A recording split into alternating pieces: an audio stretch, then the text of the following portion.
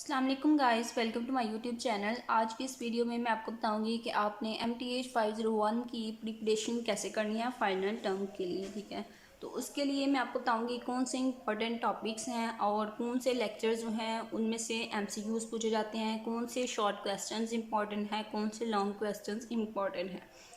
तो सबसे पहले वो व्यूवर्स जो चैनल पे न्यू है काइंडली वो चैनल को सब्सक्राइब कर दें, चैनल के साथ अटैच हो जाएं ताकि आपको मज़ीद इन्फॉर्मेशनल वीडियोस मैं प्रोवाइड करती रहूँ। हम स्टार्ट करते हैं लेक्चर नंबर 23 से। लेक्चर नंबर 23 में फ़र्स्ट ऑफ ऑल ये थ्योरम है। ठीक है, तो थ्योरम जो है वो आपने क्वेश्चन के लिहाज से बिल्कुल भी नहीं करने हैं। ठीक है, क्विज थ्योरम्स को आपने रीड कर लेना है MCQs के लिहाज से। ठीक है, थ्योरम जो है वो नॉर्मली MCQs में ही पूछे जाते हैं। ठीक है, ये तमाम MCQs के लिए थ्योरम आपने कर लेने हैं। उसके बाद आपने एग्जाम्पल 1 जो है यहाँ से लेक्चर नंबर 23 से एग्जाम्पल 1 जो है ये आपने कर लेनी है। उसके बाद नेक्स्ट हम चलते हैं। ठीक है, और ज़्यादा लेंथी जो एग्जाम्पल्स होती हैं वो आपने हरगिज़ नहीं करनी। ठीक है, ये देखें एग्जाम्पल नंबर 2 है, इतनी लेंथी है। ठीक है, तो इतनी लेंथी जो है एग्जाम्पल वो पेपर में आपको हरगिज़ नहीं आएगी, क्योंकि आपको पता है कि आपने पेपर जो है वो सॉफ्टवेयर पे टाइप करना होता है, तो इतना टाइम नहीं होता कि दो पेज का क्वेश्चन जो है वो आप सॉल्व करें। एग्जाम्पल 1 करनी है आपने, यहाँ से आपने एग्जाम्पल 2 करनी है। CS MTH 501 का हम ये इंपॉर्टेंट टॉपिक्स इंपॉर्टेंट क्वेश्चंस कर रहे हैं, जिसमें हम 23 लेक्चर जो है उसको हम देख रहे हैं। अभी तक हमने 2 एग्जाम्पल्स देखी हैं जो इम्पॉर्टेंट हैं, एग्जाम्पल 1 एंड एग्जाम्पल 3। उसके बाद एग्जाम्पल 4 भी आप लोगों ने कर लेनी है, छोटी सी है, देखें बिल्कुल इसका बस आपने मेथड देखना है, इंतहाई इजी एग्जाम्पल है। उसके बाद है हमारे पास ये नेक्स्ट एग्जाम्पल, ये आपने बिल्कुल भी नहीं करनी। इसके नेक्स्ट जो है ग्राफिकल जो होती हैं वो भी मैं आपको बता दूं कि जो ग्राफिकल क्वेश्चन होते हैं वो पेपर में आपसे नहीं पूछे जाएंगे।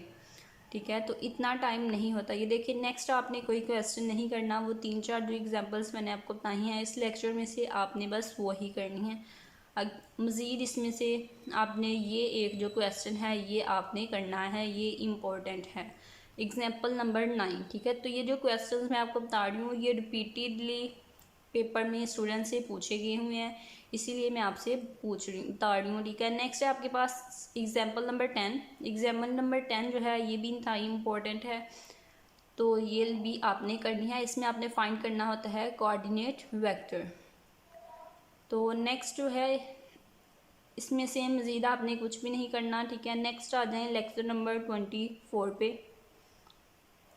लेक्चर नंबर 24 हमारे पास क्या है, डिमेंशंस ऑफ अ वेक्टर। ठीक है, वेक्टर की डिमेंशंस। तो इस लेक्चर में जो चीज़ है आपने करनी है वो मैं आपको बता देती हूँ। मोस्टली इसमें MCQs ही हैं, और सेकंड बात ये कि इसमें आपने जो है finite dimensional and infinite dimensional इसका कॉन्सेप्ट जो है वो क्लियर करना है, ताकि अगर आपसे कोई क्वेश्चन दिया जाए उसमें पूछा जाए ये फिनाइट डिमेंशनल है या फिर इनफिनाइट, ठीक है, तो वो आप बता सकें, या फिर MCQs में पूछा जाए। उसके बाद ये नोट जो होते हैं ये MCQs के लिए इम्पोर्टेंट होते हैं। नेक्स्ट जो है इसमें से एग्जांपल जो आपने करनी है वो मैं आपको बता देती हूँ। फ़िलहाल कोई भी एग्जांपल जो है वो आपने नहीं करनी। ठीक है, ये जो एग्जांपल 5 है ये आपने करनी है। एग्जांपल 5 जो है लेक्चर 24 की वो आपने देख लेनी है तमाम स्टूडेंट्स ने, इंतहाई इजी है। कोऑर्डिनेट वेक्टर ही इसमें भी आपने बनाना है। मज़ीद ये नेक्स्ट जो इतनी लेंथी एग्जांपल है ये भी आपने नहीं करनी। उसके बाद आपने यहाँ से कुछ भी नहीं करना। ठीक है, ये वाली एग्जांपल कर लें, एग्जांपल नंबर 10 ये भी पूछी गई है पास पेपर में, आप देख सकते हैं रिपीटेडली पूछी गई है शॉर्ट क्वेश्चन, क्योंकि पेपर जो होता है वो तो डिफरेंट होता है। तो जो जो एग्जांपल जो है वो पेपर में पूछी गई है वो तमाम एग्जांपल्स मैं आपको बता रही हूँ। नेक्स्ट ये एग्जांपल आपने नहीं करनी, उसके बाद ये भी आपने नहीं करनी। ठीक है, स्क्रॉल डाउन करके मैं आपको बताई जा रही हूँ, ये तमाम MCQs के लिए हैं। थ्योरम्स वगैरह ये आप लोगों ने रीड कर लेने हैं MCQs के लिए। और अगर आपने थ्योरम्स वगैरह रीड नहीं करने तो आप क्या करें, आप पास पेपर्स जो हैं वो रीड कर लें। MCQs जो हैं वो 40% 50 में से 40% आपके MCQs पास पेपर से ही आएंगे। नेक्स्ट है आपके पास लेक्चर नंबर 25। ठीक है, तो लेक्चर नंबर 25 में है रैंक। रैंक जो है रैंक जो है ये भी MCQs के लिए इम्पोर्टेंट है, ठीक है। इसमें मोस्टली आपसे MCQs ही पूछे जाएंगे इस लेक्चर में। तो क्वेश्चन जो है वो इतना कोई ख़ास नहीं है इसमें जो सॉल्व करने वाला हो। एग्जाम्पल ये वाली एक दफ़ा आपने देख लेनी है ताकि आपको पता चल जाए कि रैंक है क्या, ठीक है, ताकि उसका थोड़ा सा कॉन्सेप्ट आपको आ जाए। ये वाली एग्जाम्पल आप देख लेना एक दफ़ा।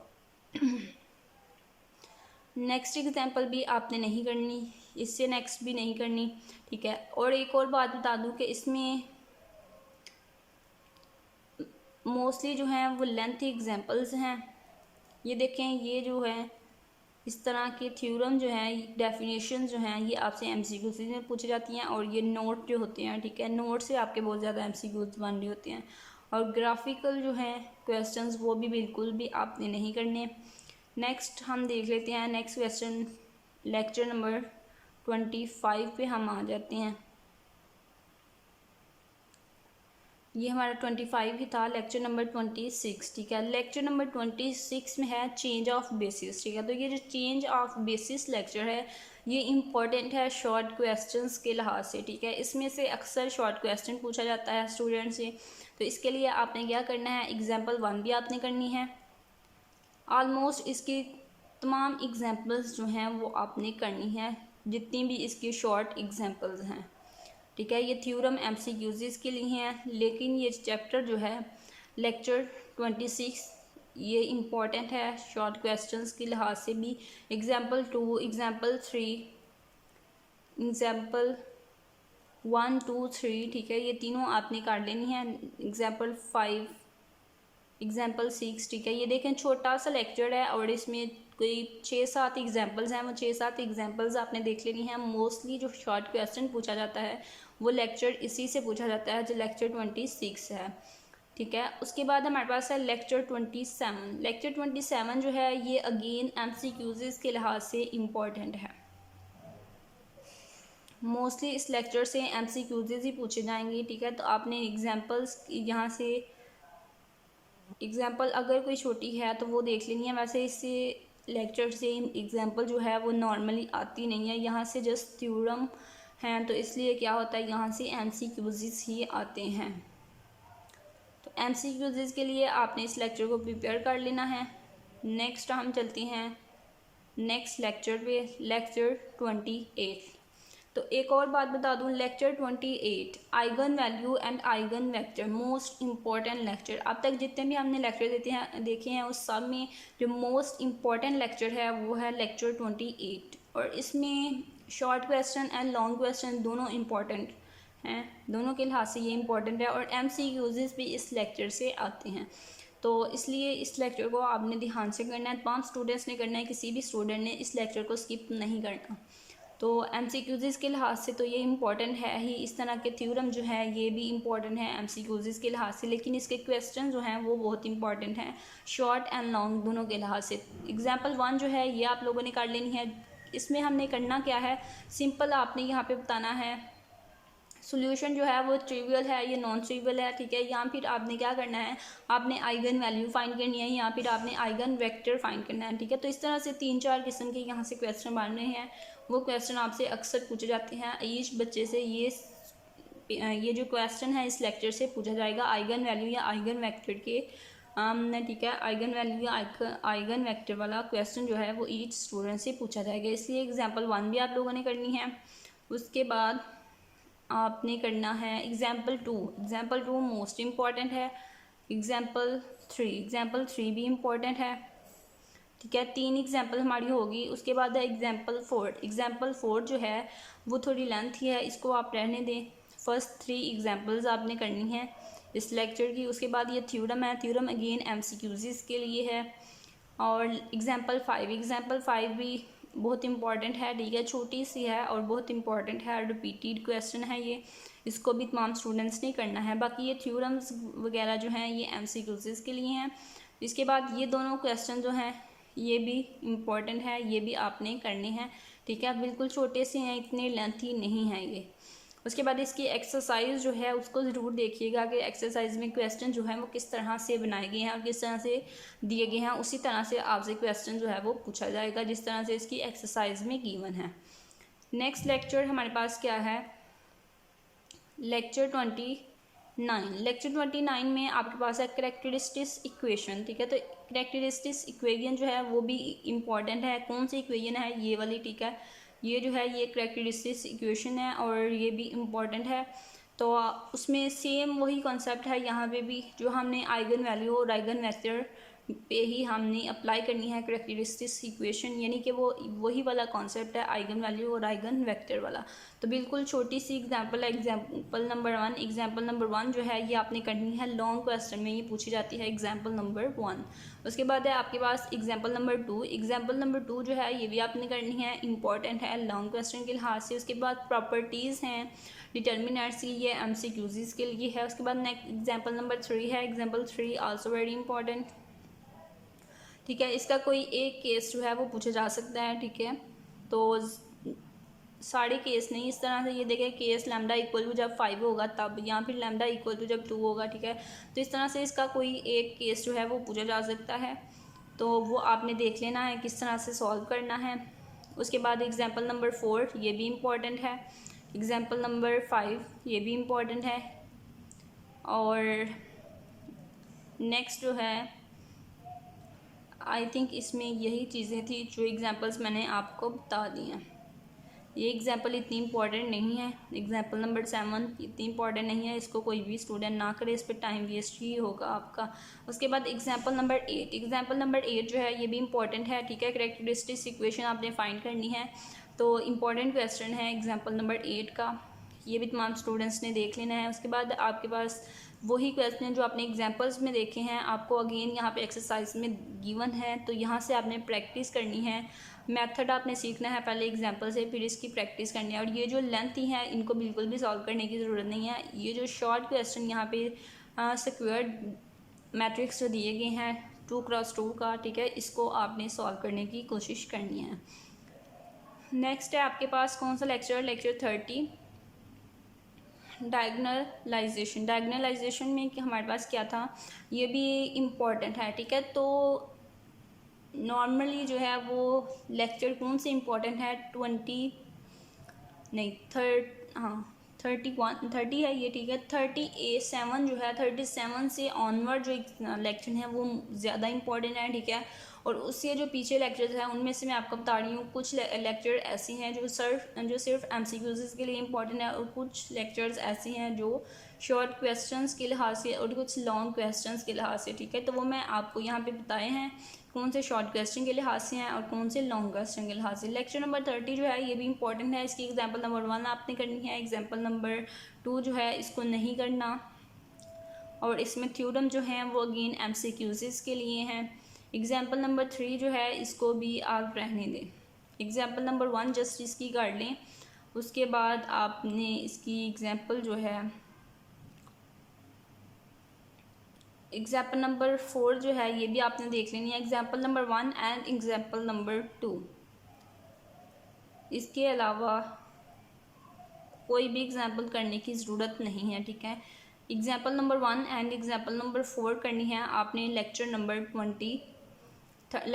30 से। उसके बाद हमारे पास लेक्चर नंबर 31। लेक्चर नंबर 31 में अगेन वही टॉपिक है आइगन वेक्टर्स, ठीक है। तो इट्स मीन कि आइगन वेक्टर और आइगन वैल्यू वाले जितने भी लेक्चर हैं वो तमाम मोस्ट इंपॉर्टेंट है और वो आपने करनी है, उसमें से क्वेश्चन ज़रूर आएगा।